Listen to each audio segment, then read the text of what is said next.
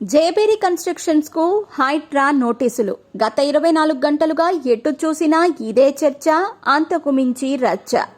N convention తర్వాత జే construction వంతు వచ్చేసింది. ముహూర్తం కూడా ఫిక్స్ అయ్యింది. 15 రోజుల్లో నేల మట్టం అంటూ మీడియాలో, సోషల్ మీడియాలో పెద్ద ఎత్తున వార్తలు వచ్చిన సంగతి తెలిసిందే.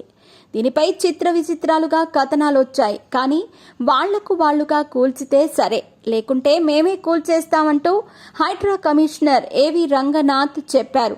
ఒక్కసారిగా సీన్ మారిపోయింది.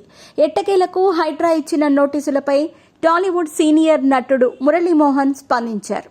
మీడియాలో వస్తున్న వార్తలపై స్పందించిన మురళీమోహన్ తాను ఎలాంటి ఆక్రమణలకు పాల్పడలేదని క్లారిటీ ఇచ్చుకున్నారు. నేను ఆక్రమణలకు పాల్పడలేదు. 33 ఏళ్లుగా రియల్ ఎస్టేట్ రంగంలో ఉన్నాను. ఏనాడు ఎలాంటి అవకతవకలకు పాల్పడలేదు. బఫర్ జోన్లో ఉంటే నేనే కూల్చేస్తాను. స్థానికుల ఫిర్యాదుతో హైడ్రా అధికారులు వచ్చారు. బఫర్ జోన్లో 3 అడుగుల మేరకు రేకుల షెడ్డు ఉన్నట్టు అధికారులు గుర్తించి నోటీసులు ఇచ్చారు.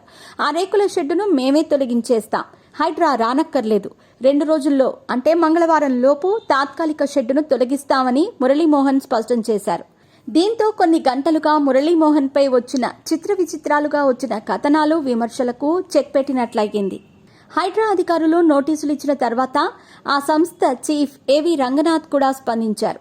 హైదరాబాద్లోని నానక్రామ్గూడ రంగలాల్ చెరువులో నటుడు మురళీమోహన్ జేబేరి కన్స్ట్రక్షన్స్ నిర్మాణాలకు నోటీసులు జారీ చేశాం.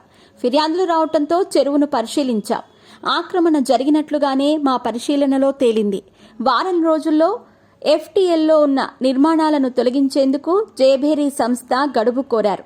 ఆక్రమణలు తొలగించకపోతే హైడ్రా కూల్చివేస్తుంది అని రంగనాథ్ హెచ్చరించారు. ఇదిలా ఉంటే సండే అయినా సరే కూల్చుడే అంటూ హైడ్రా నాన్ స్టాప్ గా దూకుడు మీద కూల్చివేతలు షురూ చేసింది. ఇవాళ ఒక్కరోజే భారీగా కూల్చివేతలు జరిగాయి.